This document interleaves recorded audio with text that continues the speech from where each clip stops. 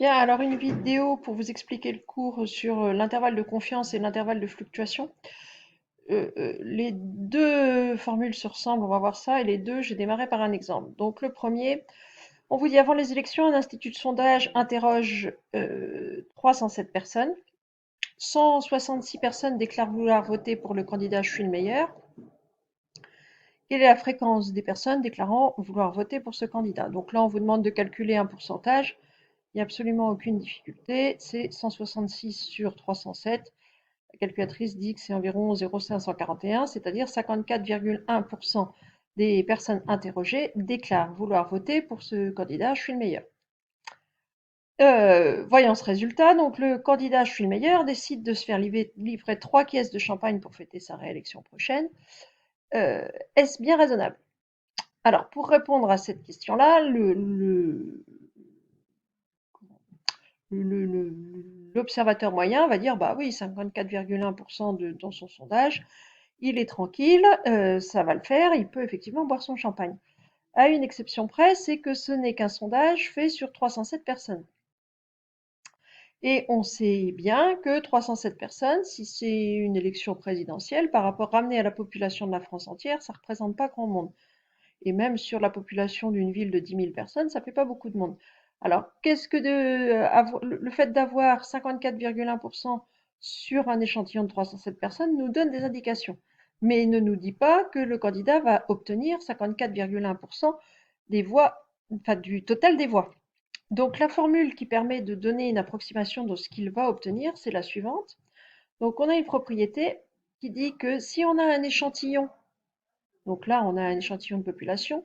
Alors, il faut qu'on ait un échantillon avec au moins 25 personnes.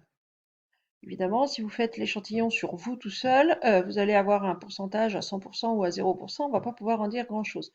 Donc, il faut un échantillon d'au moins 25 personnes. On a une fréquence, il faut qu'elle soit comprise entre 0,2 et 0,8, c'est-à-dire entre 20% et 80%. Cette formule-là ne marche pas très bien pour les tout petites fréquences ou à l'inverse pour les très grandes. Donc si on a les deux conditions réunies, ce qui est le cas ici, on sait que la proportion réelle qu'on va obtenir ramenée sur toute la population, dans 95% des cas, elle va être dans l'intervalle, la fréquence qu'on a observée, moins 1 sur racine de n, et la fréquence observée, plus 1 sur racine de n. C'est-à-dire que si je regarde un petit peu l'intervalle obtenu, donc on a une fréquence observée qu'on appelle f, et la proportion réelle qu'on va obtenir au moment des élections va être donc comprise dans un intervalle. Donc on va avoir de chaque côté de f la même distance. Et cette distance, c'est 1 sur racine de n. Donc plus n va être grand, c'est-à-dire plus vous allez avoir un gros échantillon, plus votre sondage va être fiable. Ça, on se doute qu'un sondage fait sur 10 000 personnes est nettement plus fiable qu'un sondage fait sur 100 personnes.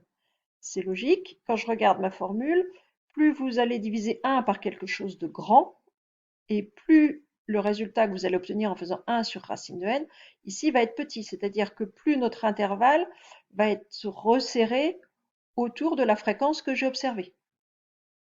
Donc gros échantillon va donner une fréquence fiable, échantillon de taille petite va donner une fréquence pas forcément très, très pratique. Donc ici, quelle indication va nous donner notre 54,1% fait sur 307 personnes? On fait le calcul, donc la fréquence est 0,541, la taille de notre échantillon 307 personnes, et on sait donc que la proportion réelle va être à 95% de chance entre fréquence moins 1 sur racine de n, donc il faut faire le calcul, 0,541 moins 1 sur racine de 307, ça fait 0,484, et 0,541 plus 1 sur racine de 307, ça fait 0,598. Donc il y a 95% de chances que le résultat final de l'élection donne un pourcentage P, donc le pourcentage de voix pour le candidat Je suis le meilleur, qui va être dans l'intervalle 0,484-0,598. Ce pourcentage, il a donc des risques d'être inférieur à 50%. Si je le représente un petit peu, pourquoi ça marche pas?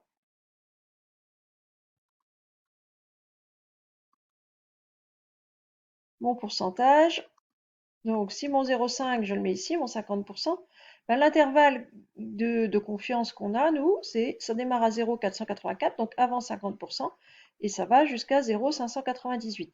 Donc, évidemment, il a plus de chances d'être dans cette partie-là que d'être dans cette partie-là. N'empêche que le sondage nous dit qu'il y a 95% de chances que le pourcentage de voix qu'il obtient, je suis le meilleur, soit ici. Mais c'est pas pour ça qu'il va être à coup sûr de ce côté du 0,5. Il s'est donc peut-être enflammé un petit peu vite. Donc toujours prendre avec beaucoup de précaution les sondages qu'on vous donne. Ils sont toujours publiés en disant, bah voilà, en général, ils donnent la taille de l'échantillon. C'est écrit en petit, mais en général, elle est donnée. Mais ce qu'on vous donne juste, c'est le résultat brut. C'est-à-dire, j'ai eu 54,1% de gens qui ont dit qu'ils allaient voter pour tel candidat. Eh ben, il est quand même plus prudent de faire l'intervalle de confiance ramené à l'échantillon qu'on a. C'est toujours plus malin que de prendre la fréquence brute. Le problème, c'est qu'en général, les sondages avant élection, ça fleurit à chaque fois, donnent toujours la fréquence brute et jamais l'intervalle de confiance. C'est pas forcément très honnête, mais enfin, un intervalle de confiance, ça fait pas vendre. Les gens, ils veulent savoir ce que va donner l'élection avant qu'elle soit jouée. Si on leur dit, bah voilà, ça va être entre 49 et 52, bah ça va pas tellement les intéresser. Mais il n'empêche qu'on devrait faire ça. Alors, deuxième type d'intervalle, l'intervalle de fluctuation. Alors lui, il est dans l'autre sens, c'est-à-dire qu'on connaît la proportion globale. Donc même chose, c'est sur un exemple. Donc on a une tombola avec 25% des tickets gagnants. Un certain pas de bol achète 30 tickets et il constate qu'il n'a que 3 tickets gagnants. Donc le pourcentage de tickets gagnants de Pat, bah, 3 sur 30, c'est 10%. Il dit, bah, on m'a vendu un truc avec 25% de tickets gagnants, j'en ai acheté 30, c'est quand même beaucoup, et je me retrouve avec 10% de tickets gagnants. Donc il est très très vexé, il en conclut que bah, quelqu'un lui a choisi ses tickets pour lui mettre enfin, la plupart des tickets perdants. Est-ce que Pat a raison ou est-ce qu'il a juste joué de pas de chance? Eh ben, en fait, on a exactement la même formule, c'est-à-dire si je connais la proportion, toujours pareil, une proportion comprise entre 20% et 80%, entre 0,2 et 0,8. Alors si je prélève un échantillon dans ma population de plus de 25 personnes, là il a acheté 30 tickets, on est au-dessus des 25. Eh ben, la fréquence observée va être dans 95% des cas dans l'intervalle la fréquence théorique, moins 1 sur racine de l'échantillon, enfin de la taille de l'échantillon, moins 1 sur racine de n, et p plus 1 sur racine de n. C'est cet intervalle-là que je vais appeler l'intervalle de fluctuation à 95%. Si je reprends mon exemple, je sais que ma proportion c'est 25%, 0,25. La taille de mon échantillon c'est 30. Si je fais mon calcul 0,25 moins 1 sur racine de 30, ça fait 0,067. 0,25 plus 1 sur racine de 30, ça fait 0,433. Donc sur 30 tickets achetés, quand j'en prends 30 au hasard, la fréquence de tickets gagnants va être située dans 95% des cas entre 0,0667, c'est-à-dire entre 6,7% de tickets gagnants, et 43,3% de tickets gagnants. Donc avoir une fréquence à 10%, bah, c'est tout à fait possible. Le hasard peut tout à fait produire ça. Il a juste eu pas de chance. Voilà.